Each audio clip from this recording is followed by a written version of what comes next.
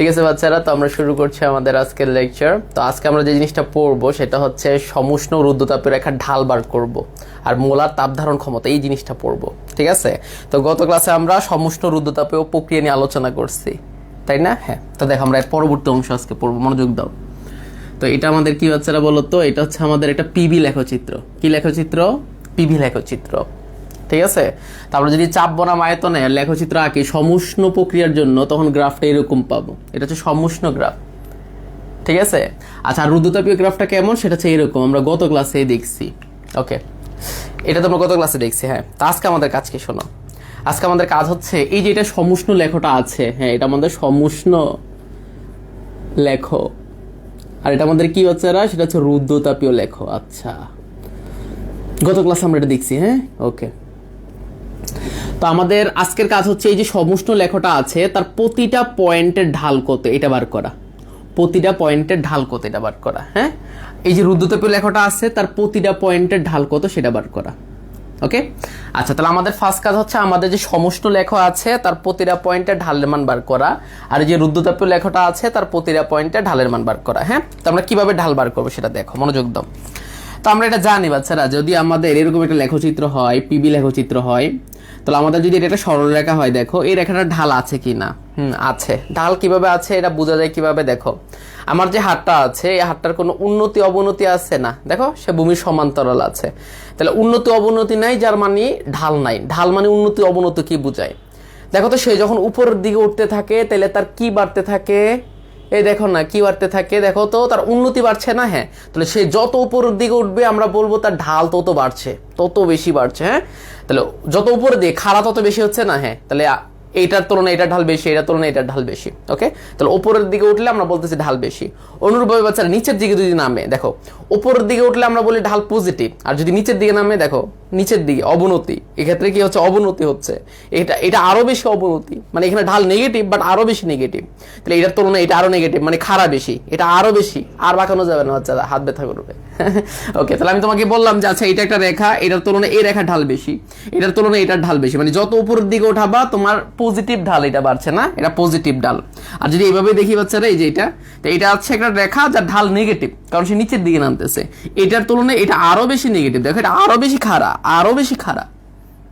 জানো তো এগুলো না? আচ্ছা, ঠিক আছে, তাহলে একটা সরল রেখার ঢাল আছে না না এটা দেখে কিন্তু বোঝা যায় যে পজিটিভ ঢাল না নেগেটিভ ঢাল, এটাও দেখে বোঝা যায়। তা আমাদের কাছে এটা না, আমরা যে জিনিসটা পড়বো সেটা দেখো। তো আমি তোমাকে বললাম যে এটা আমাদের চাপ বনাম আয়তনের একটা লেখচিত্র। আমি যদি এখানে একটা রেখা আঁকি, তুমি বলবা ভাইয়া এটা ঢাল আছে, আমি নিজের চোখে দেখতেছি এটার উন্নতি আছে, তাই না? হ্যাঁ, তো এটা ঢাল কেমন আমরা কিভাবে বার করি শোনো। তো আমরা ঢাল বার করি ওয়াইয়ের পরিবর্তন। ওয়াইয়ের পরিবর্তন বলতে আসলে এখানে কি চাপের পরিবর্তন না, ওয়াই অক্ষ বরাবর চাপ আছে আর এক্স অক্ষ বরাবর আয়তন আছে। আচ্ছা, তাহলে ডিপি বাই ডিবি এই যে অনুপাতটা, এটাই কিন্তু আমাদের এই সরল রেখাটার ঢাল বোঝায়। ঠিক আছে, তাহলে আমাদের যে সরলরেখাটা আমরা ড্র করলাম তার ঢালের মান কত, উন্নতি কত, কিভাবে বার করবো সেটা হচ্ছে তার ওয়াইয়ের পরিবর্তন বা এক্স এর পরিবর্তন, এই অনুপাত দিয়ে। হ্যাঁ, তাহলে আমাদের যখন একটা সরলরেখা হয় তাহলে ওই সরলরেখার ঢালের মানটা ফিক্সড। যেমন এই সরলরেখাটার ঢালের মান একটাই পাবে, এর মানটা ফিক্সড। কিন্তু বাচ্চারা যদি তোমার একটা বক্ররেখা হয় না, দেখো না চাপ বনাম আয়তনে লেখচিত্র আছে একটা বক্ররেখা, তাহলে বক্ররেখা হলে কি জানো, এদিকে দেখো কি হয়, তাহলে এটা একটা পয়েন্ট আছে, এখানে একটা পয়েন্ট আছে। হ্যাঁ, তাহলে বক্ররেখার প্রতিটা পয়েন্টে পয়েন্টে ঢাল আলাদা হয়। তা আমি যদি বলি যে এই পয়েন্টের ঢাল কত, তুমি কি ব্যবহার করবা? তুমি বিসমিল্লাহ করে এই পয়েন্টে একটা স্পর্শক আঁকবা। আচ্ছা, আঁকো, বিসমিল্লাহ, হয়েছে মনে করো। হ্যাঁ, তো ওই পয়েন্টে একটা স্পর্শক আঁকছে, স্পর্শটা লেগে হবে। আচ্ছা, যারা সুন্দর করে রাখি, দাঁড়ো, উফ না এবার সুন্দর হয় না হচ্ছে না, এদিকে মনোযোগ দাও না, সুন্দর করে রাখতেছে, এবার সুন্দর হয়েছে।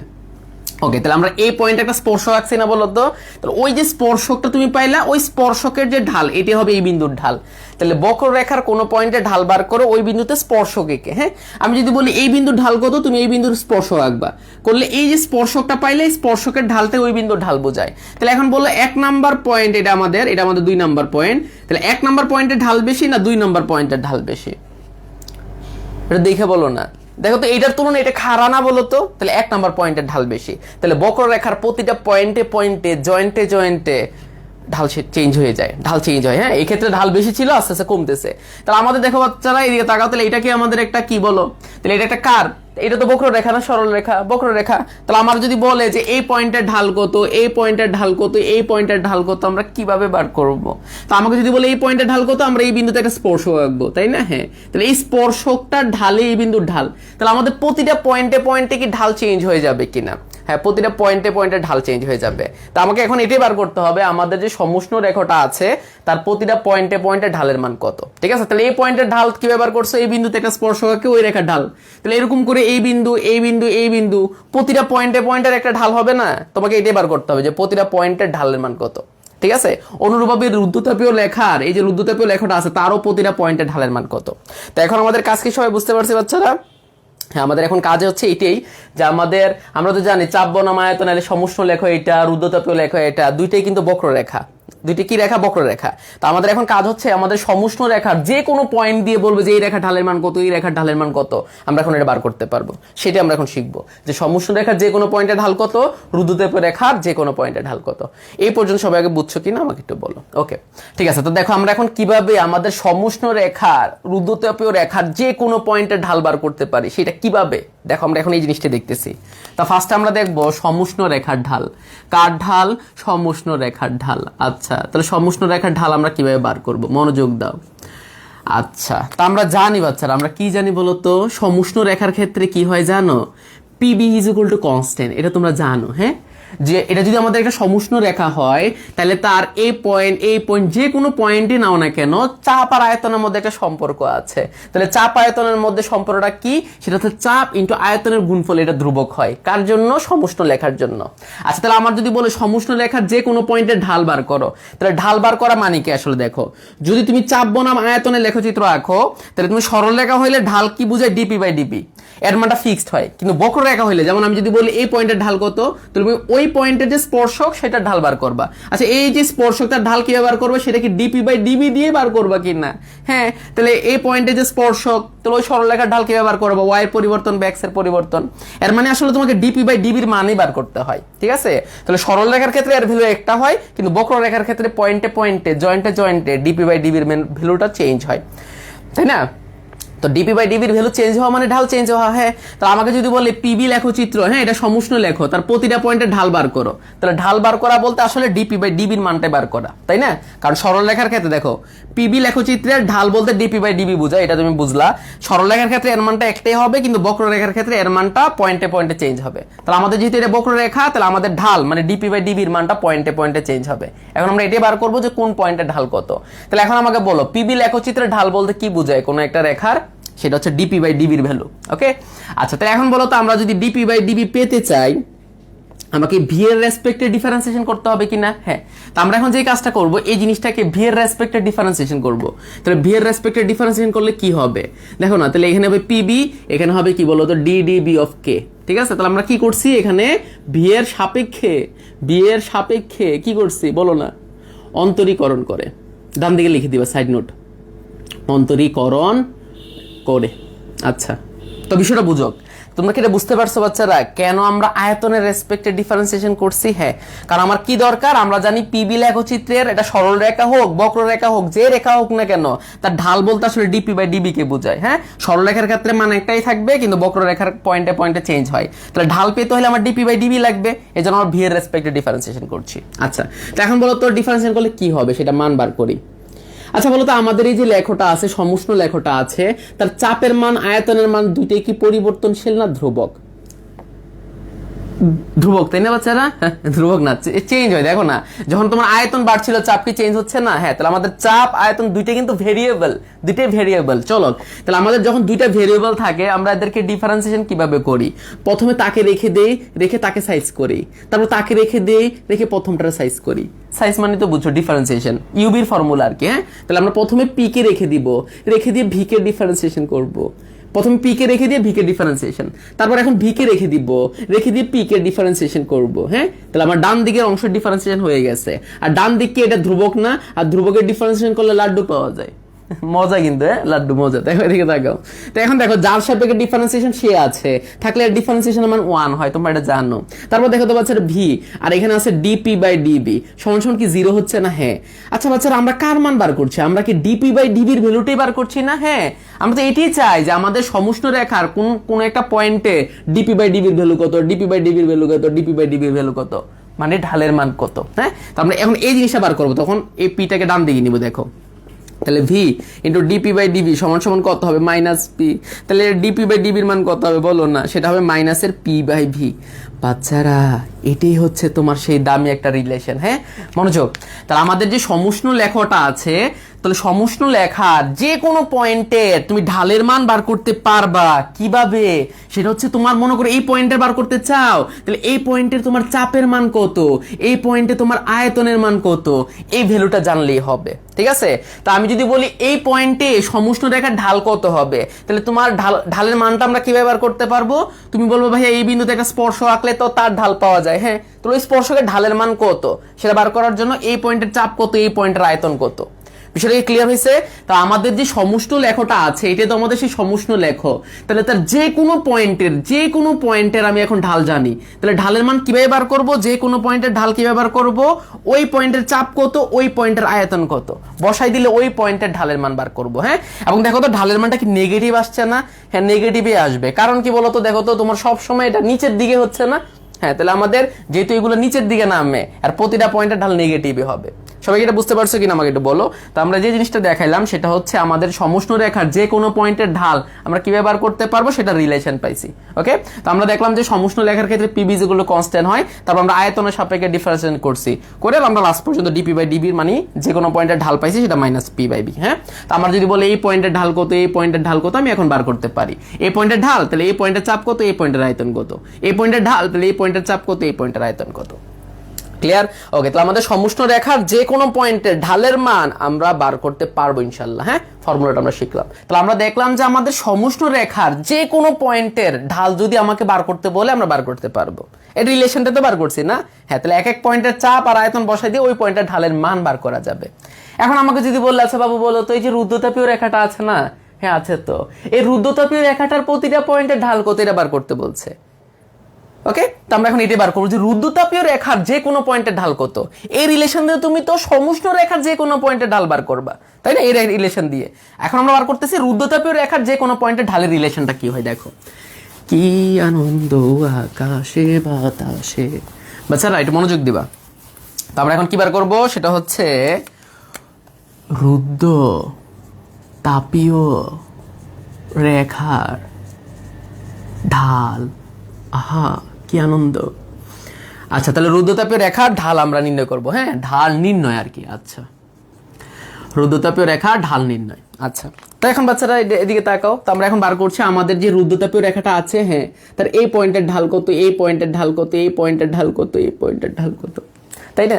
আচ্ছা বলো তো, আমি এই মানে কোন পয়েন্টের ঢাল কেমন সেটা রিলেশনটা আগে বার করি। হ্যাঁ, তাহলে আমাদের যদি রুদ্ধতাপীয় রেখা হয়, তাহলে রুদ্ধতাপীয় রেখার সাথে দেখো রেখার জন্য চাপের সাথে আয়তন একটা সম্পর্ক আছে, আমরা এটা গত ক্লাসে পড়ছি।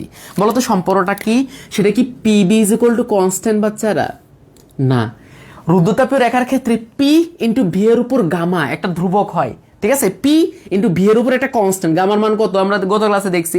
তাহলে এটা একটা কনস্ট্যান্ট ভ্যালু, এর মানটা 1.67 হইতে পারে, 1.4 হইতে পারে, 1.3 হইতে পারে, 33 হইতে পারে, তাই না? ওকে, তো জাস্ট আমাদের যখন এটা রুদ্ধতাপীয় প্রক্রিয়া হবে তখন তার চাপের সাথে আয়তনের সম্পর্কটা কি সেটা হবে পি ইন্টু ভি এর উপর গামা, এটা সমান সমান কনস্ট্যান্ট, এটা আমরা জানি। তাহলে আমাদের রুদ্ধতাপীয় রেখার ক্ষেত্রে রিলেশনটা এটা মেনটেন করবে। কিন্তু আমরা কি রিলেশন বার করতে চাই বাচ্চারা? না, আমরা রিলেশন চাই না।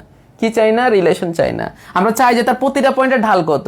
তাহলে আমাদের পিবি লেখচিত্রে কোনো একটা পয়েন্টের ঢাল কিভাবে বার করে, তাহলে কি আমার ডিপি বাই ডিবির মানটা বার করতে হবে না? হ্যাঁ, ডিপি বাই ডিবি এটা বার করলে তুমি যে কোনো পয়েন্টের ঢাল পাবা। যেহেতু এটা বক্ররেখা, তাহলে প্রতিটা পয়েন্টের ঢাল আলাদা। ওকে, তাহলে আমরা যে কোনো পয়েন্টের ঢাল বার করতে হলে আমার ডিপি বাই ডিবি লাগবে। তো আমাকে এখন কার সাথে ডিফারেন্সিয়েশন করব? কার সাপেক্ষে ডিফারেন্সিয়েশন করবো? অবশ্যই চাপের সাপেক্ষে।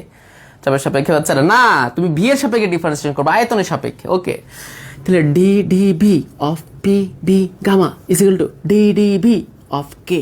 মাই ডিয়ার স্টুডেন্ট মনোযোগ, এদিকে তাকাও। তাহলে এক্ষেত্রেও বাচ্চারা চাপ এন্ড ভি এর উপর গামা, দেখো এটা তো একটা চলক রাশি, এটাও কিন্তু একটা চলক রাশি, কারণ কি দেখো ভি এর মান তো পরিবর্তন হয়, এর উপর ধ্রুবকটা ফিক্স, মনে করো ভি এর উপর 1.4 আছে, সমস্যা নাই, ভি এর মান চেঞ্জ হলে কি এই রাশিটা চেঞ্জ হবে না? হ্যাঁ, তাহলে আমাদের এই ক্ষেত্রে পি ইন্টু ভি এর উপর গামা, এই যে দুইটার চলক আছে এরা পরিবর্তনশীল, তাহলে ইউবির ফর্মুলা করতে হবে। ইউবির ফর্মুলা না কিভাবে করে, প্রথমে পি কে রেখে দিবা, রেখে দিয়ে ওই 2 নাম্বারটাকে সাইজ করবা, এই রাশিটাকে সাইজ করবা, হ্যাঁ, তারপরে 2 নাম্বার রাশিটাকে রেখে দিবা, রেখে দিয়ে প্রথমটাকে সাইজ করে ফেলবা, আর এর ডান দিকে ধ্রুবক আছে, ধ্রুবকের ডিফারেন্সিয়েশন 0। ওকে, তো বাচ্চারা তোমরা কি এটা জানো যার সাপেক্ষে ডিফারেন্সিয়েশন সে আছে, তার উপর একটা পাওয়ার আছে, কিভাবে ডিফারেন্সিয়েশন করতে হয়? এই তোমরা এটা জানো না, D D x of x cube, এটা ডিফারেন্সিয়েশন কিভাবে করতে হয়? 3 ইন্টু এক্স স্কোয়ার, পাওয়ার আগে আসে, পাওয়ার থেকে এক বাদ হয়, তাহলে এই ক্ষেত্রে দেখো যার সাপেক্ষে করছি সে আছে, একটা পাওয়ার আছে, তাহলে পাওয়ারটা আগে আসবে এবং পাওয়ার থেকে এক মাইনাস হবে, পাওয়ার আগে আসছে এবং পাওয়ার থেকে এক মাইনাস, জানি এটা, তাহলে gamma into V to the power gamma minus 1 হলো, আর এখানে V to the power gamma, বুঝছো তো বাচ্চারা এটা? ওকে, তাহলে আমাদের যার সাপেক্ষে করছে সে আছে, একটা পাওয়ার আছে, তাহলে ডিফারেন্সিয়েশন সিস্টেম হচ্ছে পাওয়ারটা আগে আসে এবং পাওয়ার থেকে এক বাদ হয়, তাহলে V to the power gamma, আর এখানে থাকে ডিপি বাই ডিবি। বাচ্চারা হয়ে গেছে, দেখো তো আমরা না কার মান বার করতে চাই, আমরা হচ্ছে এই জিনিসটার মান বার করতে চাই, তাহলে এদেরকে ডান দিকে নিয়ে নিব, তাহলে দেখো B to the power gamma into DP by DV সমান সমান হচ্ছে মাইনাস গামা পি, কি আপি গামা পি, গামা পি, হ্যাঁ আপি আর কি, দেখো তাহলে B to the power gamma minus 1, বুঝছো তো? এটাকে ডান দিকে নিয়েছে, এটা বাম দিকে আছে, কিন্তু আমরা তো এর মান বার করতে চাই, তাহলে এটাকে নিচে নিয়ে আসতে হবে না বাচ্চারা? হ্যাঁ, তো আমরা দেখো নিচে নিয়ে আসি। ওকে, তাহলে আমাদের লাস্ট পর্যন্ত এর পরের লাইন বাচ্চারা বুঝলা, তাহলে ডিপি বাই ডিবি সমান সমান কি হবে বলো তো, বলো বলো, তাহলে উপরে কি থাকে, গামাপ্পি থাকে, কে কোন আপি থাকে, গামাপ্পি, B to the power gamma minus 1, আর বি টু দি পাওয়ার গামার নিচে, হ্যাঁ, তাহলে এখন উপরে গেলে কি হবে বলো, তাহলে উপরে গেলে তোমার মাইনাস গামাপ্পি থাকলো, আর B to the power gamma minus 1, আর উপরে গেলে মাইনাস গামা, এটা কেটে গেল, লাস্ট পর্যন্ত মাইনাস গামাপ্পি into B to the power minus 1 থাকে কিনা? হ্যাঁ বাচ্চারা, তাহলে এই জিনিসটার পরিবর্তে কি লেখা যায় দেখো তো, gamma into minus P by V লেখা যাবে কিনা বাচ্চারা? একই কথা না বলো তো, গামাটাকে আগে আনছি, মাইনাস পি বাই ভিটাকে নিচে নিয়ে আনিছি, কোনো সমস্যা না। তাহলে এই জিনিসটা কার মান বলো তো, এই জিনিসটা কি আমার রুদ্রতাপীয় রেখার ঢাল না? হ্যাঁ, তাহলে এই জিনিসটাই তুমি পাইছো, তুমি পর এটা নিচে লিখবা, তাহলে সুতরাং আমাদের কি হয়েছে বলো, তাহলে এই রেখাটা হচ্ছে আমাদের, আমি এখানে লিখে দেখো, তাহলে আমরা এখানে যে ঢালটা বার করছি এটা কার ঢাল, এটা হচ্ছে আমাদের রুদ্রতাপীয় রেখার ঢাল, তাহলে আমরা দেখলাম রুদ্রতাপীয় রেখার ঢালটা গামা ইন্টু এই জিনিসটা কি ছিল বাচ্চারা, এই জিনিসটা কি সমুষ্ণ রেখার ঢাল ছিল কিনা? হ্যাঁ হ্যাঁ হ্যাঁ, তাহলে দেখো তুমি লাস্ট পর্যন্ত যে জিনিসটা পাইলা তুমি সমান সমান করে লিখবা, তাহলে তুমি লাস্ট পর্যন্ত বলবা যে ডিপি বাই ডিবি মানে রুদ্রতাপীয় রেখার ঢাল ইন্টু গামা ইন্টু কত মাইনাস পি বাই বি, এটাই হয়েছে না বলতে, যে এটা সমান সমান করে নিচে লিখবা, লাস্ট পর্যন্ত সমান সমান এটাই হবে। তাহলে আমাদের এই জিনিসটা কি, এটা হচ্ছে রুদ্রতাপীয় রেখার ঢাল, সেটা হচ্ছে গামা ইন্টু কি সমুষ্ণ রেখার ঢাল কিনা? হ্যাঁ বাচ্চারা লাড্ডু ফুটছে কিনা? হ্যাঁ, তাহলে আমরা কি লিখতে পারি, রুদ্রতাপীয় রেখার ঢাল সমান সমান গামা ইন্টু সমুষ্ণ রেখার ঢাল। তোমরা কি এটা বুঝতে পারছো বাচ্চারা? বলো না। আচ্ছা এখানে লিখে জায়গা হবে, হ্যাঁ ওকে ঠিক আছে। তাহলে আমরা মোটামুটি কি বার করে ফেলছি দেখো, তা আমরা বার করছি যে আমাদের রুদ্রতাপীয় রেখার ঢালটা কি হয়, সমুষ্ণ রেখার ঢালের তুলনায় গামা গুণ খাড়া। কি গুণ খাড়া? গামা গুণ, মানে এটা সমুষ্ণ রেখার ঢাল তুলনায় গামা গুণ বেশি। এটা যে সমুষ্ণ রেখার ঢাল, একটু আগে কি এটা আমরা প্রমাণ করছি না বাচ্চারা? এটা ক্লিয়ার হয়েছে? আচ্ছা, তাহলে আমরা বুঝলাম যে রুদ্রতাপীয় রেখার ঢালটা সমুষ্ণ রেখার ঢাল থেকে গামা গুণ বেশি। এখন তাহলে আমরা কি বলতে পারবো রুদ্রতাপীয় রেখার ঢালটা সমুষ্ণ রেখার ঢালের চেয়ে বেশি? এটা কি বলতে পারবো কিনা? তো এটা বলার জন্য তোমাকে একটা নলেজ লাগবে, দেখো মনোযোগ দিবা। তাহলে আমাদের যে গামার ভ্যালুগুলো আছে, ওই গামার ভ্যালুগুলো কি সব সময় একের বেশি না? যেমন এক পারমাণবিক গ্যাসের জন্য এটা 1.67 হয়, দ্বি পারমাণবিক গ্যাসের জন্য এটা 1.4 হয়, বহু পারমাণবিক গ্যাসের জন্য এটা 1.33 হয়। তাহলে আমাদের যে গামার ভ্যালু আছে এটা একের বড়। আচ্ছা একের বড় মনে করো আমি 2 ধরে নিচ্ছি বুঝার সুবিধার্থে।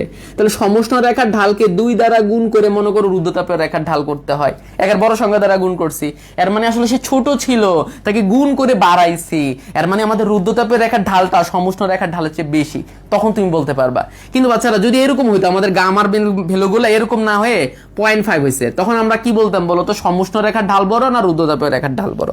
যদি এরকম হইতো আর কি। আচ্ছা বলো তো 0.5 দ্বারা গুণ করা মানে কি? 0.5 দ্বারা গুণ করা মানে আসলে হাফ, ভাগ করে দাও 2 দ্বারা। তাহলে সমষ্ণ রেখার ঢালকে 2 দ্বারা ভাগ করে রুদ্রতাপীয় রেখার ঢাল করতে হয়, তখন কিন্তু আমার সমষ্ণ রেখার ঢাল বড় হয়ে যেত। তো তোমাকে যখন বলবে দেখাও যে রুদ্রতাপীয় রেখার ঢাল সমষ্ণ রেখার ঢালের চেয়ে বেশি, তখন তুমি এই পর্যন্ত লাইন আসে বললে কি বোঝা যাবে বাচ্চারা যে রুদ্রতাপীয় রেখার ঢাল সমষ্ণ রেখার ঢালের চেয়ে বড়? না, তোমাকে আরেকটা লাইন বলে দিতে হবে। সেটা কি? তুমি বলো ভাইয়া আমরা, ভাইয়া না স্যার বলবা, যেহেতু স্যারকে বলতেছো, বলবো যে স্যার আমরা জানি গামার সবগুলা ভ্যালু একের চেয়ে বড়, তাহলে একের বড় হলে কি হবে? তাহলে আমার সমষ্ণ রেখার ঢালকে একের বড় সংখ্যা দ্বারা গুণ করে এটা সমান করতে হচ্ছে, আর মানে আসলে এটাকে বাড়াইতে হচ্ছে। তাহলে এটা সে ছোট ছিল, তাকে আমরা বাড়াই এটা সমান করছি। দ্যাট মিনস রুদ্ধতাপের রেখার ঢাল কার চেয়ে বড়? সমষ্ণ রেখার ঢাল চেয়ে বড়। সবাইকে এটা বুঝতে পারছো কিনা আমাকে একটু বলো। ক্লিয়ার? ওকে, তাহলে আমরা এখানে জাস্ট কি করছি শোনো, ফার্স্টে সমষ্ণ রেখার ঢাল বার করছি, রুদ্ধতাপের রেখার ঢাল বার করছি, বার করে দেখি যে রুদ্ধতাপের রেখার ঢালটা সমষ্ণ রেখার থেকে গামা গুণ খাড়া, গামা গুণ বেশি। ঠিক আছে? এ পর্যন্ত ক্লিয়ার হয়েছে কিনা? ওকে, ঠিক আছে বাচ্চারা, তো আমরা এখন কি শিখলাম সেই জিনিসটা একটু দেখো, মনোযোগ দিবা। এই জিনিসটা একটু মুছি। ওকে, মনোযোগ মনোযোগ মনোযোগ মনোযোগ বাচ্চারা, আমরা কি শিখলাম?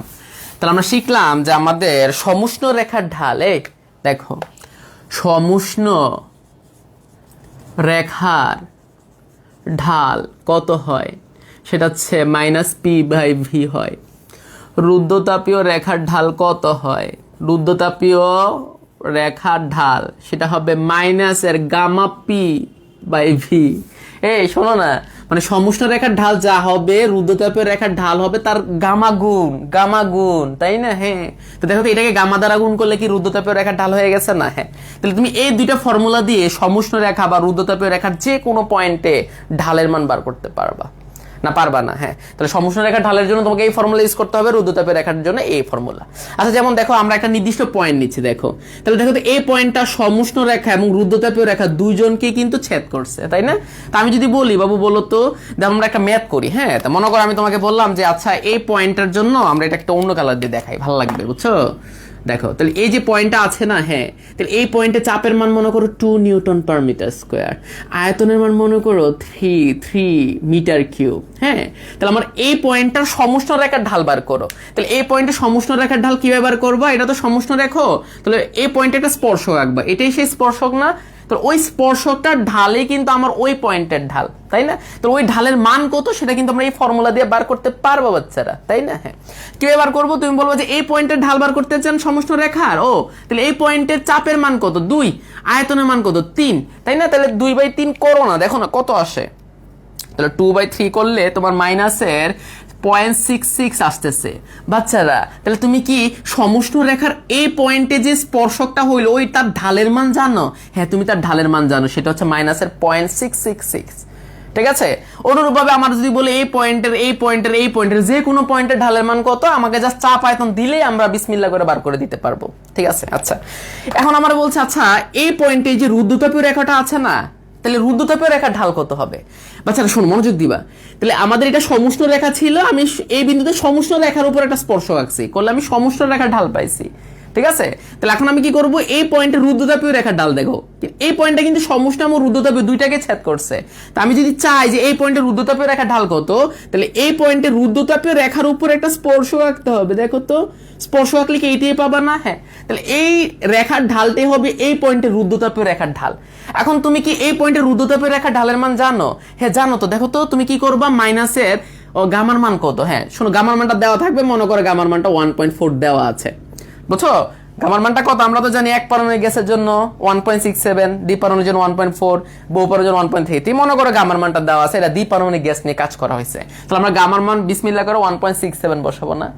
1.67 বসাবো। 1.4 যেটা দেওয়া আছে এটাই তো বসাবো, দ্বিপারমাণবিক গ্যাস মনে করো। হ্যাঁ, এটা দেওয়া থাকবে, সমস্যা নাই। আর পি এর মান কত? 2, আর ভি এর মান কত? 3। দেখো তো এটা কত আসে? 1.4 × 2/3 বাচ্চারা, মাইনাসের 0.933। একটা জিনিস খেয়াল করছো, আমাদের ওই পয়েন্টে দেখো, এই পয়েন্টে সমষ্ণ রেখার ঢালের মান এইটা, এই পয়েন্টে রুদ্ধতাপীয় রেখার ঢালের মান এইটা, এবং রুদ্ধতাপীয় রেখার ঢালের মানটা সমষ্ণ রেখার ঢালের তুলনায় কত গুণ? গামা গুণ। দেখো তো এই ভ্যালুটাকে গামা দ্বারা গুণ করে তো এটা পাইছি। ওকে, তাহলে কোন একটা পয়েন্টে সমষ্ণ রেখার ঢাল যাওয়া হয়েছে, ঢালের মান যাওয়া হয়েছে, রুদ্ধতাপীয় রেখার ঢালের মানটা বার করছে গামা দিয়ে, তাই না? আচ্ছা, তাহলে এখন বলো তো তোমার খাড়া কোনটা বেশি, মানে কার ঢালের মানটা বেশি? এদিকে তাকাও, যত নিচের দিকে নামবা সে তত বেশি নেগেটিভ হচ্ছে। এটার তুলনায় এটা বেশি নেগেটিভ, এটার তুলনায় এটা বেশি নেগেটিভ না? তাহলে এই রেখার তুলনায় এটা কি বেশি নেগেটিভ কিনা? দেখো তো এটার তুলনায় বেশি নেগেটিভ তো হয়েছে, মানে বেশি নেগেটিভ দিয়ে খাড়া। ওকে, তাহলে আমাদের কোন একটা পয়েন্ট দিয়ে যদি বলে ওই পয়েন্টে সমষ্ণ রেখার ঢালের মান কত, ওই পয়েন্টে রুদ্ধতাপীয় রেখার ঢালের মান কত, আমরা বার করতে পারবো। বার করছি। এখন মনে করো তোমার এটা বলে নাই, তোমার মনে করো বলছে এরকম যে বাবু, কি বলছে, হ্যাঁ হ্যাঁ ওইটাই বলছে এদিকে তাকা, বাবু জাস্ট ঠিক আছে, তুমি তো এই পয়েন্টে সমষ্ণ রেখার ঢাল বার করছো, ওই পয়েন্টে তো রুদ্ধতাপীয় রেখার ঢাল বার করছো, তো ওই রেখাগুলা এই যে তোমার আয়তন এক্সিস আছে তার সাথে এখানে কত কোণ উৎপন্ন করে, এখানে কত কোণ উৎপন্ন করে, এখানে কত কোণ উৎপন্ন করে, এখানে কত কোণ উৎপন্ন করে, এই কোণগুলা কত হবে এটা তোমাকে বার করতে বলছে। আরে ভয়ানক কথা। তো দেখো এদিকে তাকাও, তাহলে আমরা কি বার করছি এই পর্যন্ত শোনো, তাহলে আমাদের এটা একটা কমন পয়েন্ট আমরা নিছি না, তাহলে এই পয়েন্টে সমষ্ণ রেখার ঢালের মান বার করছি, এই পয়েন্টে রুদ্ধতাপীয় রেখার ঢালের মান বার করছি। তাহলে আমাকে তো এখন ঢালের মান বার করতে বলেন নাই, আমাকে এখন কি বার করতে বলছে, বলছে এই কোণগুলা কত, এই কোণগুলা কত, এই কোণগুলা বার করতে হবে। কিভাবে বার করবো, তো কোনো সমস্যা নাই, নো চিন্তা, ডো ফুর্তি। হ্যাঁ, তো দেখো এদিকে দেখো কিভাবে বার করা যায় শোনো। তো এই জিনিসের জন্য একটু কনসেপ্ট তোমাকে আমি একটু ক্লিয়ার করে দিই, তাহলে ভালো লাগবে। দেখো আচ্ছা, আমরা ঢালের আমাদের মেথড স্যার এটা শিখাইছে যে ঢাল জিনিসটা কি, যে একটা রেখা এক অক্ষের ধনাত্মক দিকের সাথে যে কোণ উৎপন্ন করে তার ট্যান নিলে ঢাল পাওয়া যায়, এটা শিখাইছে না? হ্যাঁ, তো এই জিনিসটা আমরা একটু ফিল করি, দেখো ফিল করলে ভালো লাগবে। দেখো তাহলে এদিকে তাকাও, এটাই হচ্ছে তোমার সেই রেখা, এটাই হচ্ছে তোমার সেই রেখা। হ্যাঁ, তাহলে এই রেখাটা যে পয়েন্টে ছেদ করছে তার ডান দিকের অংশ দেখো, এটাকে আমরা ধনাত্মক অংশ বলবো, এটাকে বলবো ঋণাত্মক অংশ। তাহলে কোন একটা রেখা যে পয়েন্টে ছেদ করলো তার ডান দিকের অংশটা হবে ধনাত্মক অক্ষ, এটাকে আমরা বলি ধনাত্মক অক্ষ, আর এটাকে আমরা বলবো ঋণাত্মক অক্ষ। তাহলে আমাদের এই অংশটা হচ্ছে ধনাত্মক অক্ষ।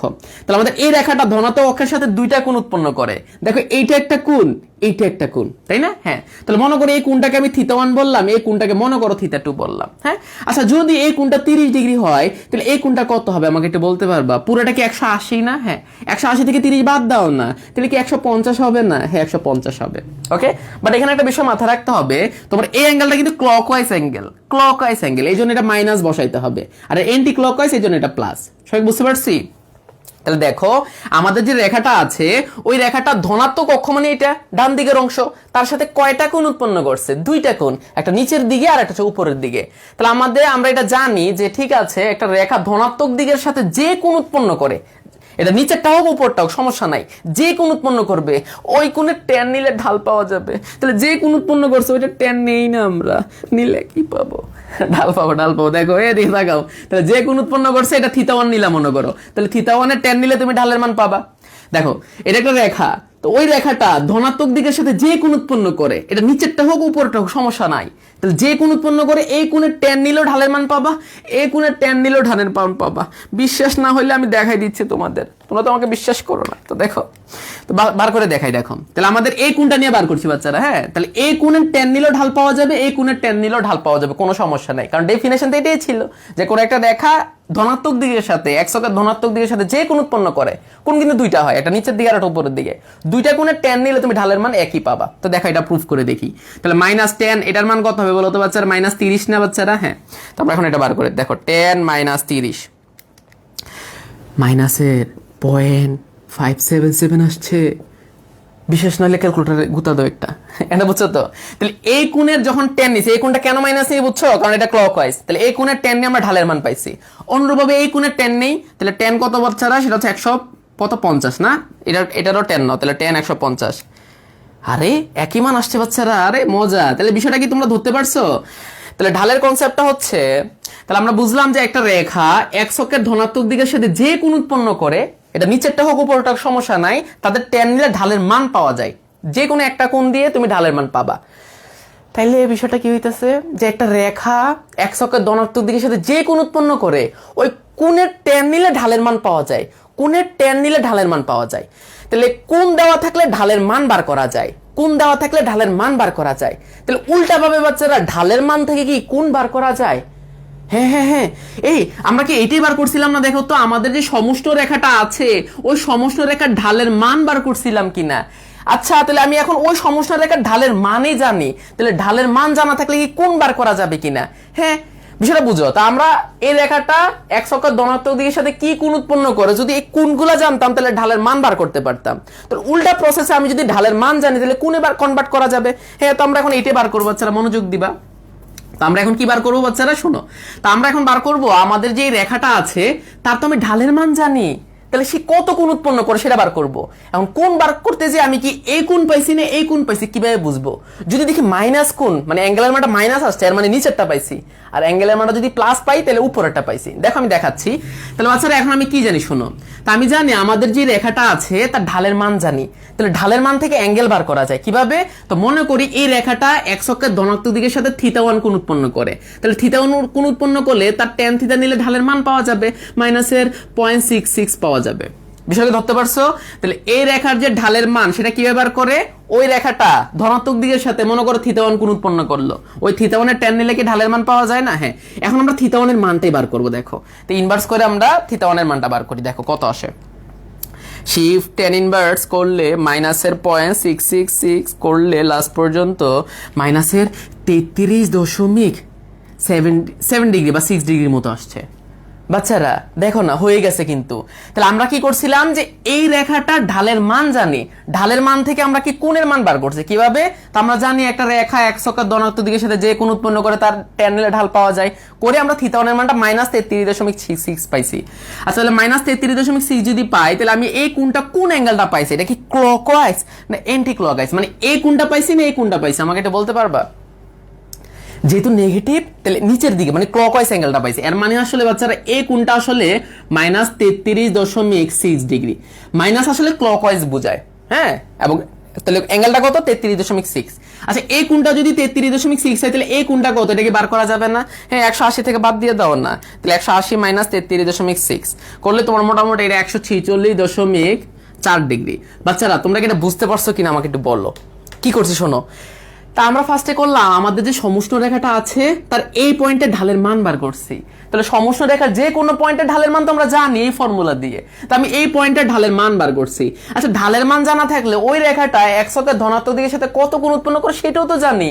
হ্যাঁ, কারণ আমরা জানি ওই এক্স অক্ষের ধনাত্মক দিকের সাথে যে কোণ উৎপন্ন করে তার tan নিলে ঢালের মান পাওয়া যায়। এখানে θ1 এর মানটা বার করছি। এখন θ1 কিন্তু দুইটা হইতে পারে, ধনাত্মক দিকের সাথে অ্যাঙ্গেল দুইটা হইতে পারে, একটা নিচের দিকে হইতে পারে, একটা উপরের দিকে হইতে পারে। তা আমরা কোন অ্যাঙ্গেলটা পাইছি এটা কিভাবে বুঝবো? আমরা কোন অ্যাঙ্গেল পাইছি সেটা সাইন দিকে বুঝবো। যদি দেখি মাইনাস এর মানে ক্লকওয়াইজ অ্যাঙ্গেলটা পাইছি, আর যদি দেখি প্লাস এর মানে উপরেরটা পাইছি। তাহলে একটা জানা থাকলে তার একটা বার করা যায়, নো চিন্তা ডো ফুর্তি। আচ্ছা যাই হোক, দেখো তাহলে আমার এই পয়েন্টে সমষ্ণ রেখার ঢালের মান থেকে আমরা কোনগুলো বার করে ফেলছি। তো আমার এই পয়েন্টে এটা কি রুদ্ধতাপীয় রেখার ঢাল না? হ্যাঁ, তাহলে অনুরূপভাবে বাচ্চারা দেখো তো আমাদের এটা রুদ্ধতাপীয় রেখা, এটা রুদ্ধতাপীয় রেখা, তাহলে এই পয়েন্টে রুদ্ধতাপীয় রেখার ঢালের মান জানি। তাহলে ঢালের মান জানা থাকলে কি এই কোণগুলো বার করা যায় না? হ্যাঁ, তো মনে করো আমরা এই কোণটাকে θ2 বললাম, তো আমরা জানি এক্স অক্ষের ধনাত্মক দিকের সাথে যে কোণ উৎপন্ন করে তার tan নিলে ঢালের মান পাওয়া যায়। তাহলে ঢালের মানটা কত? সেটা হচ্ছে মাইনাসের 0.933, বুঝছো? হ্যাঁ, তাহলে θ2 মান কত? দেখো না, ইনভার্স করো না, কই গেল ক্যালকুলেটরটা? দেখো শিফট tan ইনভার্স মাইনাস কত 0.933 না? আচ্ছা দাঁড়াও, ওরে দেখো এই শোনো না, মাইনাসের 43 ডিগ্রির মতো আসছে। আচ্ছা তাহলে -43 মানে তোমার মনে লাড্ডু ফুটছে কিনা বলো? হ্যাঁ, তাহলে -43 মানে আসলে কি বাচ্চারা দেখো, তাহলে আমাদের এটা আছে ওই পয়েন্টের রুদ্ধতাপীয় রেখার এটা একটা স্পর্শক, তাহলে স্পর্শকের ঢালটাই তো এই বিন্দুর ঢাল বোঝায়। তাহলে এই বিন্দুর ঢাল মানে আমাদের স্পর্শকটার ঢাল। তো আমি এই ঢালের মান জানি, ঢালের মান থেকে কি আমরা বার করতে পারবো না এই স্পর্শকটা তোমার ধনাত্মক দিকের সাথে যে কোণগুলো উৎপন্ন করবে সেইটা? তাহলে আমাদের ধনাত্মক দিকের সাথে তো এইটা, ধনাত্মক দিকে এটা না, তাহলে ধনাত্মক দিকের সাথে সে দুইটা কোণ উৎপন্ন করে, একটা ক্লকওয়াইজ আর একটা অ্যান্টি ক্লকওয়াইজ। তা আমরা কোণ দুইটা বার করতে চাচ্ছি, তাহলে আমি যেহেতু তার ঢালের মান জানি, তাহলে ঢালের মান থেকে কোণ বার করা যায় কিভাবে? সে যে কোণ উৎপন্ন করে সেটাকে আমি θ2 ধরে নিছি, এটা tan নিলে ঢালের মান পাওয়া যায়। এখানে θ2 মান বার করে দিয়েছে -43। তাহলে -43 মানে কি ক্লকওয়াইজটা না অ্যান্টি ক্লকওয়াইজটা? ক্লকওয়াইজটা। এর মানে হচ্ছে এই কোণটা হচ্ছে 43 ডিগ্রি, আর মাইনাস কি বোঝায়? সে ক্লকওয়াইজ। তাহলে এই কোণটা যদি 43 হয় তাহলে এই কোণটা কত হবে? 180 থেকে বাদ দিলে তো হবে। তো দেখো আমরা 180 থেকে বাদ দিয়ে দেই, 180 - 43, ওরে 137 আসছে। বাচ্চারা দেখো হয়ে গেছে কিন্তু। হ্যাঁ, তাহলে আমরা কোন একটা পয়েন্টে দেখো সমষ্ণ রেখার ঢালের মান জানি, ঢালের মান থেকে ওই স্পর্শকটা এক্স অক্ষের সাথে কত কোণগুলো উৎপন্ন করবে সেটা বার করছি। কোন একটা পয়েন্টে রুদ্ধতাপের রেখার ঢালের মান জানি, তো ওই স্পর্শকটা এক্স অক্ষের সাথে কোন কোণগুলো তৈরি করবে সেটা আমরা বার করছি। সবাই বুঝছো কিনা আমাকে একটু বলো। ঠিক আছে বাচ্চারা, তাহলে আমরা মোটামুটি সমষ্ণ রেখা রুদ্ধতাপের রেখার যে কোনো পয়েন্টে ঢালের মান আমরা বার করতে পারবো, এবং ওই পয়েন্টগুলার যে স্পর্শক হবে ওই স্পর্শকগুলা এক্স অক্ষের ধনাত্মক দিকের সাথে কত কোণ উৎপন্ন করবে সেটা একটা কনসেপ্ট দেখছি, একটা ম্যাথ দেখছি না? ওকে ঠিক আছে, তাহলে আমাদের ঢালের কনসেপ্টটা হইলো। এখন বাচ্চারা শুনো, এখন আমরা একটা নতুন কনসেপ্ট শুরু করব। হ্যাঁ কি মজা, দেখো দেখো মনোযোগ। এদিকে তাকাও, সেটা হচ্ছে মোলার। এটা কি মোলার? মোলারে তো হয়েছে, দেখো মোলার আপেক্ষিক তাপ, ঠিক আছে। এটা আর একটা নাম আছে মোলার তাপ ধারণ ক্ষমতা। তাপ ধারণ ক্ষমতা, এটা নতুন কনসেপ্ট বাচ্চারা, বুঝছো? তো শোনো, তাহলে মোলার আপেক্ষিক তাপ বা মোলার তাপ ধারণ ক্ষমতা বলতে কি বোঝায়, মনোযোগ দাও, কি বোঝায় সেটা একটু দেখো। আমরা এখানে একটা বস্তু নিব, বুঝছো? 1 কেজি ভরের। কত কেজি ভরের? 1 কেজি ভরের। ওকে, তাহলে 1 কেজি ভরের যে বস্তুটা আছে না, হ্যাঁ, আমরা তার তাপমাত্রা 1 কেলভিন বাড়াইতে চাই। 1 কেলভিন কিভাবে বাড়ায় তোমরা কি জানো? 1 কেলভিন বাড়ানো মানে হচ্ছে, মনে করো তার তাপমাত্রা 300 কেলভিন আছে, আমরা 301 কেলভিন করতে চাই।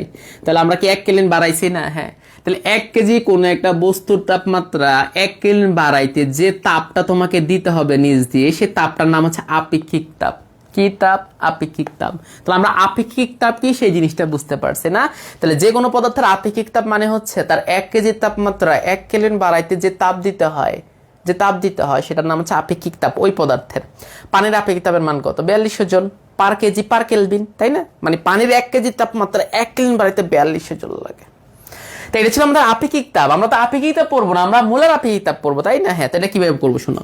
তাহলে পদার্থের ক্ষেত্রে সাধারণত আমরা কেজি হিসাবটা করি, কিন্তু গ্যাসের ক্ষেত্রে বাচ্চারা আমরা আসলে কেজি হিসাবটা করি না, তখন আমরা মোল হিসাব করি, বুঝছো? তাহলে গ্যাসের ক্ষেত্রে কি আমরা বলবো যে 1 কেজি গ্যাস নিব না, তো আমরা গ্যাসের ক্ষেত্রে সাধারণত মোল হিসাব করি। তো আমরা বলবো যে 1 মোল গ্যাস নিব, 1 মোল। তাহলে একটা গ্যাসের 1 মোল গ্যাস নিলা, নিয়ে তার তাপমাত্রা 1 কেলভিন বাড়াবা, ঠিক আছে? তাহলে কঠিন বা তরলের ক্ষেত্রে আমরা কেজি হিসাবটা করি, যে 1 কেজি তাপমাত্রা 1 কেলভিন বাড়াইতে যে তাপটা লাগে সেটা নাম হচ্ছে আপেক্ষিক তাপ। কিন্তু গ্যাসের ক্ষেত্রে তো কেজি হিসাব হয় না, গ্যাসের ক্ষেত্রে আমরা সাধারণত মোল হিসাবটা বেশি ইউজ করা হয়। এই জন্য আমরা যে কাজটা করব, 1 মোল যে কোনো গ্যাস নিব, নিয়ে তার তাপমাত্রা 1 কেলভিন বাড়াবো। তাহলে 1 মোলের তাপমাত্রা 1 কেলভিন বাড়াইতে কি আমাকে তাপ দিতে হবে না? হ্যাঁ, তাপ দিতে হবে। ওই তাপটাকে বলে সি, ওই তাপটাকে বলে মোলার আপেক্ষিক তাপ, ঠিক আছে? তো দেখো, 1 মোল কোন গ্যাসের তাপমাত্রা 1 কেলভিন বাড়াইতে যে তাপটা দিতে হয়, সেই তাপটাকে আমরা বলি মোলার আপেক্ষিক তাপ, এবং এটাকে সি দ্বারা প্রকাশ করা হয়। তাহলে আপেক্ষিক তাপ আর মোলার আপেক্ষিক তাপের ভ্যালু কি একই রকম না আলাদা হবে? অবশ্যই আলাদা হবে, কারণ এখানে হচ্ছে 1 কেজি তাপমাত্রা 1 কেলভিন বাড়াইতে যে তাপ দিতে হয় এটা হচ্ছে আপেক্ষিক তাপ, আপেক্ষিক তাপ। আর 1 মোলের তাপমাত্রা 1 কেলভিন বাড়াইতে যে তাপ দিতে হয় সেটা হচ্ছে মোলার আপেক্ষিক তাপ, যেটা আরেকটা নাম হচ্ছে মোলার তাপ ধারণ ক্ষমতা। ওকে, তাহলে তোমাকে যদি বলে মোলার আপেক্ষিক তাপ কি, তুমি কি বলবা? বলবা যে ভাইয়া, যে 1 মোল কোন গ্যাসের তাপমাত্রা 1 কেলভিন বাড়াইতে নিজ দিয়ে যতটুকু তাপ দিতে হয় সেটার নাম হচ্ছে মোলার আপেক্ষিক তাপ, তাই না? আচ্ছা, তা আমি তোমাকে বললাম, আচ্ছা আমার সব সময় যে 1 মোল গ্যাস থাকবে এমন তো কোনো কথা নাই। আমার 3 মোল কোন একটা পাত্রে গ্যাস আছে, আমি 3 মোলের নিচে দিয়ে আগুন লাগাই দিচ্ছি, তাহলে কি হবে বলো তো? 3 মোলেই তাপ নিবে, নিয়ে তাপমাত্রা বাড়াবে না? হ্যাঁ। তাহলে মনে করো তোমার n মোল কোন একটা গ্যাস আছে, n মোলের তাপমাত্রা ডেল টি পরিমাণ বাড়াইতে মনে করো ডেল কিউ পরিমাণ তাপ লাগছে, বিষয়টা বুঝো। তাহলে n মোল গ্যাস আছে, আর নিচে যে তুমি তাপ দিচ্ছ, দিয়ে তুমি ডেল টি পরিমাণ বাড়াইছো, তাহলে n মোলের তাপমাত্রা ডেল টি পরিমাণ বাড়াইতে ডেল কিউ পরিমাণ তাপ লাগে। তাহলে 1 মোলের তাপমাত্রা 1 কেলভিন বাড়াইতে কি পরিমাণ তাপ লাগে, সেটা কি del Q by n into del T হবে না? ঐকিক নিয়ম না? তুমি যদি জানো যে n মোলের তাপমাত্রা ডেল টি পরিমাণ বাড়াইতে কি পরিমাণ তাপ লাগে, তাহলে তুমি এটাও জানো যে 1 মোলের তাপমাত্রা 1 কেলভিন বাড়াইতে কত তাপ লাগবে, আর 1 মোলের তাপমাত্রা 1 কেলভিন বাড়াইতে কত তাপ লাগে, ওইটাকে তো মোলার আপেক্ষিক তাপ বলে। এবং কি বলে এটাকে? সি। কি বলে? সি, তাই না? ওকে, তাহলে আমরা সি দ্বারা প্রকাশ করি আর কি। তো যাই হোক, তাহলে মোলার আপেক্ষিক তাপ সি সমান সমান কত বলো না? সেটা হচ্ছে del Q by n into del T. এটা হচ্ছে আমাদের ডেফিনেশন আর কি, মানে একটা এক্সপ্রেশন, গাণিতিক প্রকাশ। বুঝছো কি বিষয়টা? তাহলে 1 মোলের তাপমাত্রা 1 কেলভিন বাড়াইতে যতটুকু তাপ লাগবে সেটাকে আমরা বলবো সি। ওকে, আচ্ছা, এই এক্সপ্রেশনটাকে আমরা এভাবে না দিয়ে এভাবেও দিতে পারি। শোনো, মানে আমরা ডেল না বলে ডি দিয়েও বলতে পারি। দেখো, আমরা যদি বলি এরকম করে যে n মোল কোন গ্যাসের তাপমাত্রা ডিটি পরিমাণ বাড়াইতে মনে করো তোমার ডি কিউ পরিমাণ তাপ লাগছে। আচ্ছা, ডেল টি আর ডিটির মধ্যে কি তোমরা পার্থক্য বুঝো? ডেল টি বলতে সাধারণত একটা নির্দিষ্ট তাপকে বোঝায়, সরি তাপমাত্রা না, একটা নির্দিষ্ট তাপমাত্রা। আর ডিটি বলতে আসলে সামান্য তাপমাত্রা পরিবর্তন বোঝায়, ঠিক আছে? তাহলে n মোলের তাপমাত্রা ডিটি পরিমাণ বাড়াইতে যদি ডি কিউ পরিমাণ তাপ লাগে, যেহেতু সামান্য তাপমাত্রা বাড়াচ্ছে তাহলে তাপও তো ক্ষুদ্র লাগবে। তাহলে n মোলের তাপমাত্রা ডিটি পরিমাণ বাড়াইতে যদি ডি কিউ তাপ লাগে, তাহলে 1 মোলের তাপমাত্রা 1 কেলভিন বাড়াইতে কত লাগবে, সেটা হচ্ছে D Q by n into DT হবে কিনা? হ্যাঁ, তাহলে এইটাও তো মোলার আপেক্ষিক তাপ, তাই না? 1 মোলের তাপমাত্রা 1 কেলভিন বাড়াইতে যেটা লাগে ওইটা তো মোলার আপেক্ষিক তাপ। আমরা এটা কি দ্বারা প্রকাশ করেছি? কি দ্বারা প্রকাশ করেছি? ওকে, তাহলে সি সমান সমান কত বলো? D Q by n into DT. এই এক্সপ্রেশনটা দেওয়া যাবে, কোনো সমস্যা নাই, ঠিক আছে? দুইটা আসলে একই জিনিস। ক্লিয়ার ক্লিয়ার ক্লিয়ার ওকে ঠিক আছে। তো আমরা এই পর্যন্ত বুঝলাম যে আপেক্ষিক তাপ কি, মোলার আপেক্ষিক তাপ কি, তাই না? এই জিনিসটা আমরা বুঝলাম। এখন শোনো, গ্যাসের ক্ষেত্রে তুমি যখন 1 মোলের তাপমাত্রা 1 কেলভিন বাড়াইতে চাও, মানে তাপমাত্রা বাড়াইতে চাও, দেখবা যে ওই গ্যাসের চাপ আয়তন চেঞ্জ হয়ে বসে থাকে বোনাস হিসাবে। কি বলছি দেখো, কঠিনকে তুমি তাপমাত্রা বাড়াও, দেখবা যে তার আয়তন বা তোমার চাপের পরিবর্তন নগণ্য, মানে হয় না বললেই চলে। কিন্তু গ্যাস কি হয় শোনো, গ্যাসের তুমি তাপমাত্রা 1 কেলভিন বাড়াইতে গেছো, দেখবা যে তার চাপ নাহলে আয়তন চেঞ্জ হয়ে বসে আছে। এই জন্য আমরা 1 কেলভিন বাড়াইতে যে অনেক সময় কি করি, চাপকে ফিক্স রাখি, মানে চাপ স্থির রেখে 1 মোলের তাপমাত্রা 1 কেলভিন বাড়াই, অথবা আয়তনের মান স্থির রেখে। এই জন্য আমাদের মোলার আপেক্ষিক তাপ হয়ে গেছে দুইটা।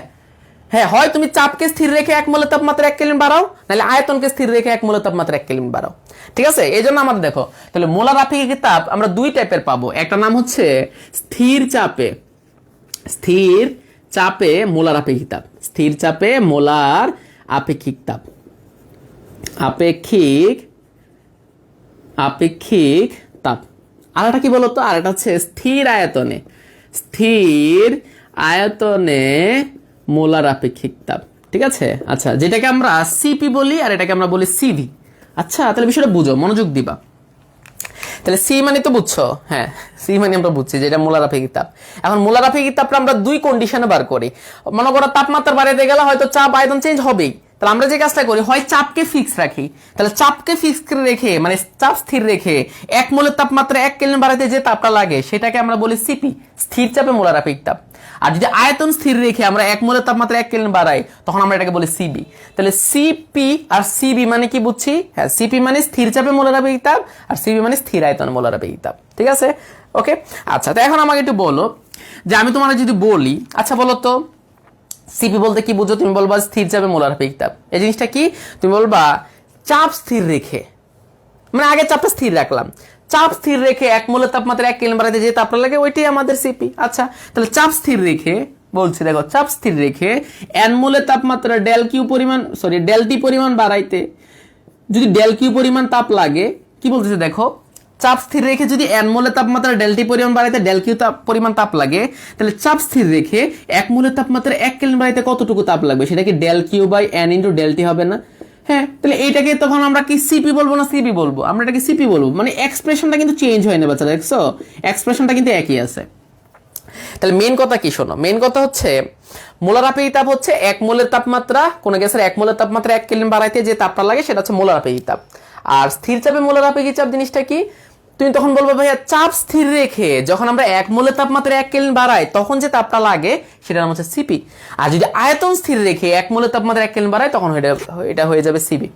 মানে এক্সপ্রেশনটা কি এটা আছে না? আমি যদি বলি সিপির মান বার করো, তুমি বলবো ভাইয়া চাপ স্থির রেখে n মোলের তাপমাত্রা ডেল টি পরিমাণ বাড়াইতে যদি ডেল কিউ লাগে 1 মোলের তাপমাত্রা 1 কেলভিন বাড়াইতে এটা লাগবে, এটি হচ্ছে আমাদের সিপি। এবার সিবির এক্সপ্রেশন দেই দেখো, তাহলে আয়তন স্থির রেখে, এখন আমি বলতেছি আয়তন স্থির রেখে যদি 1 মোলের তাপমাত্রা 1 কেলভিন বাড়াইতে যে তাপটা লাগে সেটা আমাদের সিবি। তো আমরা এখন এক্সপ্রেশন দিব দেখো, তাহলে আয়তন স্থির রেখে মনে করো আমার এখানে n মোল গ্যাস আছে, n মোল গ্যাস, তাহলে আয়তন স্থির রেখে n মোলের তাপমাত্রা ডেল টি পরিমাণ বাড়াইতে ডেল কিউ পরিমাণ তাপ লাগে, n মোলের তাপমাত্রা ডেল টি পরিমাণ বাড়াইতে ডেল কিউ, তাহলে আয়তন স্থির রেখে 1 মোলের তাপমাত্রা 1 কেলভিন বাড়াইতে কত, del Q by n into del T. মানে বিষয়টা আসলে এক্সপ্রেশনটা একই আছে না বাচ্চারা? তাহলে আয়তন স্থির রেখে 1 মোলের তাপমাত্রা 1 কেলভিন বাড়াইতে কতটুকু তাপ লাগছে, এটাই তো আমাদের সিবি। মানে আমি আসলে তোমাকে যে জিনিসটা বলতে চাচ্ছি সেটা হচ্ছে দেখো তিনটার ফর্মুলার ফরম্যাট কিন্তু একই। হ্যাঁ, একই আছে কেন? কারণ সব ক্ষেত্রে তো 1 মোলের তাপমাত্রা 1 কেলভিন বাড়াইতে কত তাপ লাগে সেটাই তো আমাদের সি। যদি আমাদের চাপ স্থির রেখে হয় ওই জিনিসটাকে আমরা বলি সিপি, যদি আয়তন স্থির রেখে বলি ওই জিনিসটাকে আমরা বলি সিবি। এখন আমার প্রশ্ন হচ্ছে সিপির ভ্যালু আর সিবির ভ্যালু কি তাহলে একই, যেহেতু ফরম্যাট ইকুয়েশন একই হয়ে যাচ্ছে? না বাচ্চারা, একই না। যদি একই হইতো তাহলে তো আমরা আলাদাভাবে এদেরকে প্রকাশ করতাম না। তোমরা জাস্ট আপাতত আমাকে এটা বললো যে ভাইয়া হ্যাঁ আমরা মোলার আপেক্ষিক তাপ কি সেটা বুঝছি, স্থির চাপে মোলার আপেক্ষিক তাপ কি, স্থির আয়তনে মোলার আপেক্ষিক তাপ কি সেই জিনিসটা বুঝছি।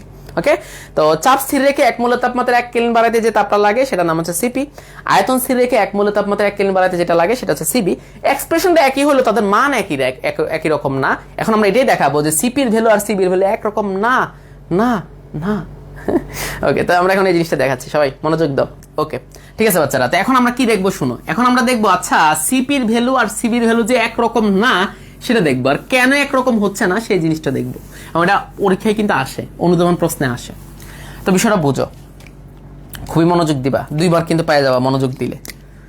দিছো, মনোযোগ দিছো? দাও দাও, এরকম করো না। এখানে কি নিছি বলো? এখানে আমরা 1 মোল গ্যাস নিছি, ঠিক আছে, 1 মোল গ্যাস। বাট আমরা এখানে সম আয়তন প্রক্রিয়া নিব, সম আয়তন প্রক্রিয়া। ওকে, ঠিক আছে, ওকে। তা আমরা সমায়তন মানে কি, আমাদের এই যে পিস্টনটা আছে সে তো ওঠানামা করতে পারতো না, তাকে আমরা ফিক্স করে দিব, যে বলবো যে বাবু তোমার ওঠানামার দরকার নাই, তুমি ফিক্স থাকো। তাহলে সমায়তন প্রক্রিয়া হয়ে গেছে। ওকে, তা আমরা কি চাই? আমরা চাই যে আমাদের যে গ্যাসটা আছে সেটার তাপমাত্রা 1 মোলের তাপমাত্রা 1 কেলভিন বাড়াইতে চাই। তাহলে 1 মোলের তাপমাত্রা 1 কেলভিন বাড়ানোর জন্য তো তাপ দিতে হয়। হ্যাঁ, তা আমরা এটা জানি যে আমরা যে পরিমাণ তাপ দেই ওই তাপের কিছু অংশ অভ্যন্তরীণ শক্তি আর কিছু অংশ কাজ করে, কিন্তু সমায়তন প্রক্রিয়ায় গ্যাসের প্রসারণজনিত কোনো কাজই হয় না, মানে কাজের মানটা 0, মানে লাড্ডু। তো লাস্ট পর্যন্ত কি হয় দেখো, তুমি যে তাপ দিবে ওইটা দ্বারাই অভ্যন্তরীণ শক্তির পরিবর্তন হবে, কারণ কোনো কাজ হয় না। হ্যাঁ, এর মানে হচ্ছে তোমার সমায়তন প্রক্রিয়ায় তুমি যা তাপ দিচ্ছ ওইটা দ্বারাই অভ্যন্তরীণ শক্তি বাড়ছে, তাই না? হ্যাঁ, তা আমি যদি এখানে 100 জুল তাপ দেই তাহলে তার 100 জুল ভিতরে শক্তি বাড়বে।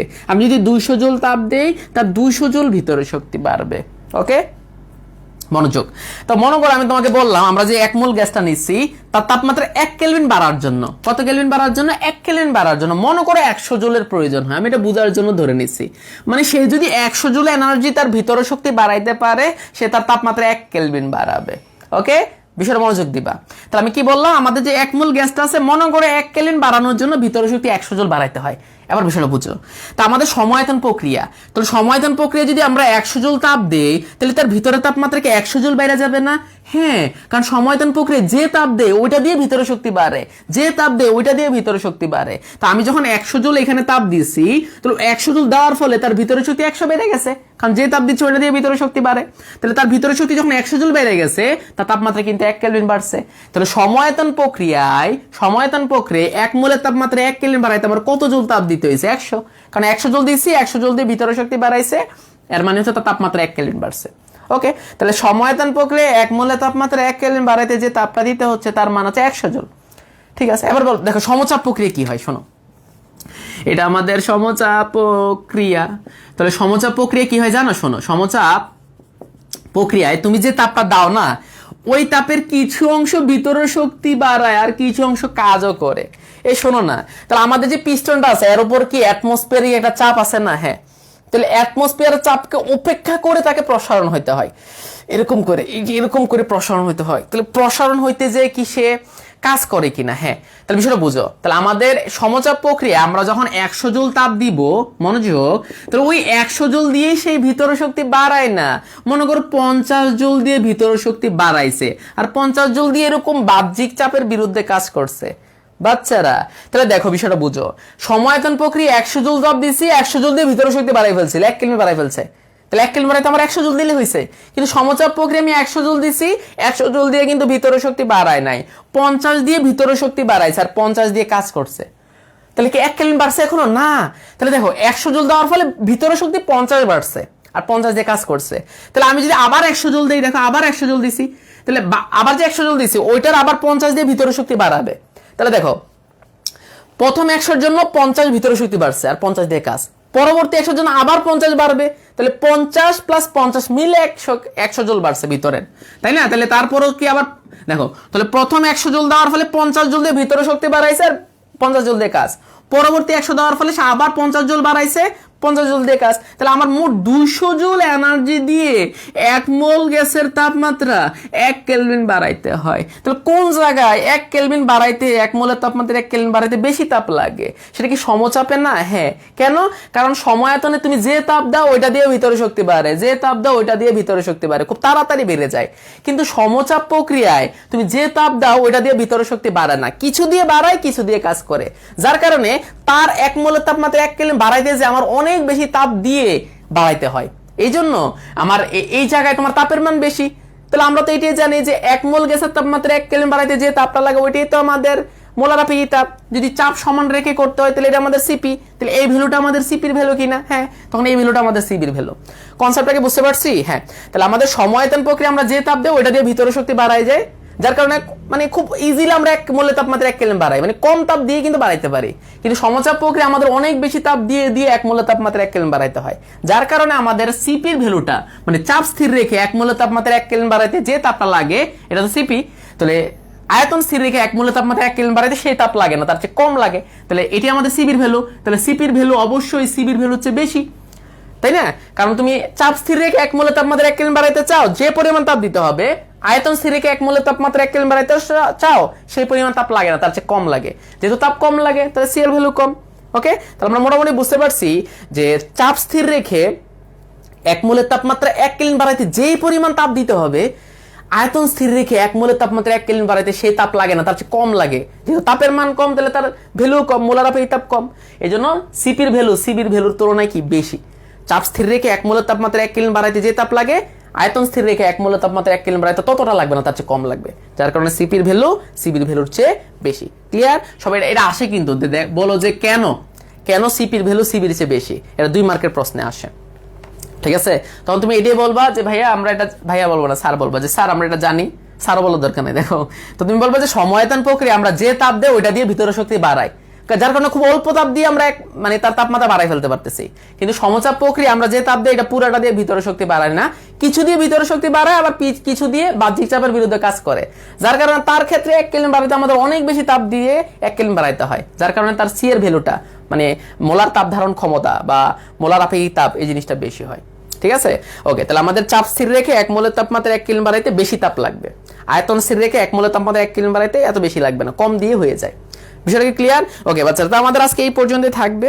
তো আমরা ফার্স্টে কি দেখছি, আমরা দেখছি আমাদের সমুষ্ণ লেখ, রুদ্ধতাপীয় লেখ, প্রতিটা পয়েন্টে ঢালের মান কেমন সেটা আমরা বার করতে পারি।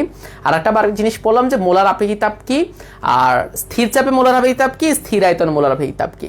ইকুয়েশনগুলো একই হলেও কিন্তু মানগুলো একই না। হ্যাঁ, সিপির ভ্যালু বেশি হবে কার তুলনায়, সিবির তুলনায়। হ্যাঁ, তো নেক্সট ক্লাস আমরা সিপি সিবি নিয়ে আরো বিস্তারিত পড়বো। তো এই পর্যন্ত আজকে থাকুক, নেক্সট ক্লাস ইনশাআল্লাহ দেখা হবে। সেই পর্যন্ত সবাই ভালো থাকুক, আল্লাহ হাফেজ, টাটা।